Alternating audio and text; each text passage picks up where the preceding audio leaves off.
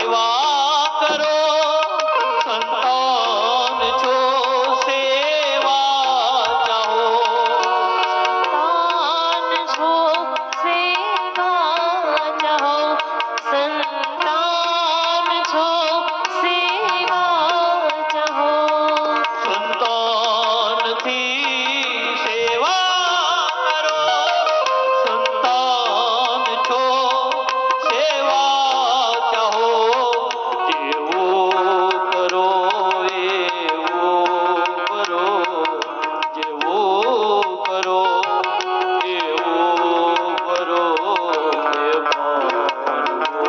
ભૂલશો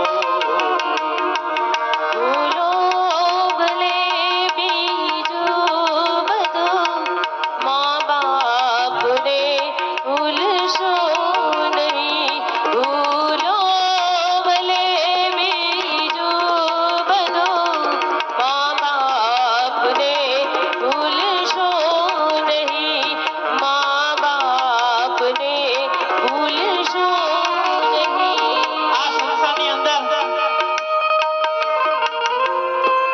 માતાઓ વડીલો મારી વાત સાચી લાગે તો મને તાળીઓથી વધાવી લેજો.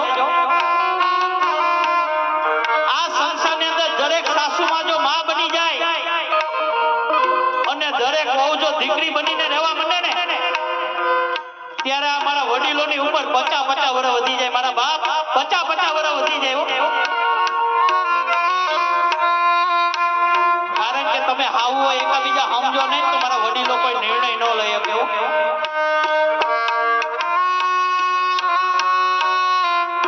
તમે હાવ બાંધવામાંથી નવરા ન થાવ ને મારા વડીલો કોઈ નિર્ણય ન લઈ શકે.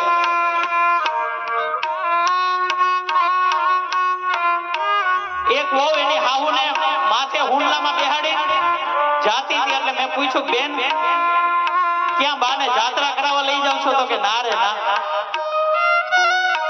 તો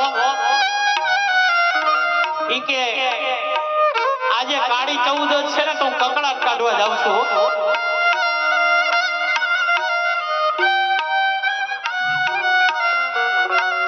એક વહુ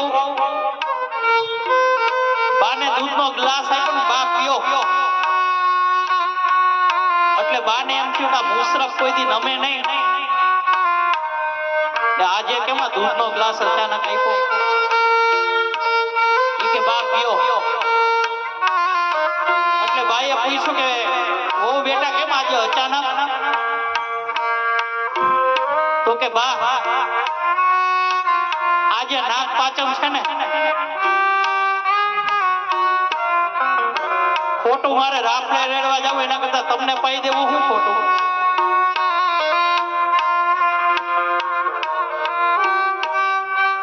આજે વહુ ને ખાસ નમ્ર વિનય કે સાસુ માને છે ને માનું પાત્ર આપી દો. અરે સમઢિયારા ગામની અંદર ગંગાબા અને પાનબાઈ ઈ બે હાવ હોવા જતા હો. એક હાવ એની વહુને ભવ સાગર થી તારી દીધી મારા બાપ ને આપણે છે ને તાળી દઈ બસ આટલો જ ફેર છે. એક હાવુએ એની વહુને ભવ સાગર થી તારી દીધી ને આપણે તાળી દઈ હો.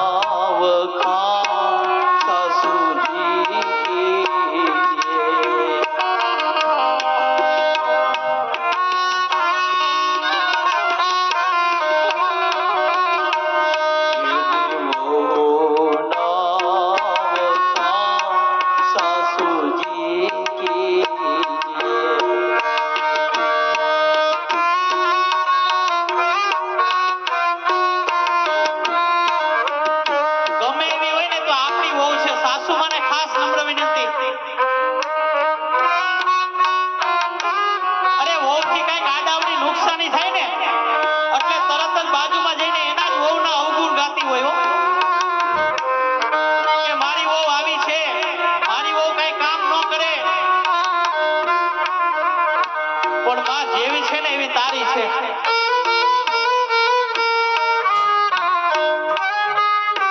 માતાઓ મારી વાત સાચી લાગે ને તો મને તાલીઓથી વધાવી લેજો. સાસુમાને ખાસ સંભળાવે કે જેવી આપણી વહુ હોય ને એવી આપણે સાચવવાની. બાજુમાં જઈને એના જ અવગુણ ગાતી હોય પણ માં કાલ હવારે તારી કાયા રહી જાય ને ત્યારે બાજુવાળી સેવા નહીં કરે પણ તારી વહુ હોય છે ને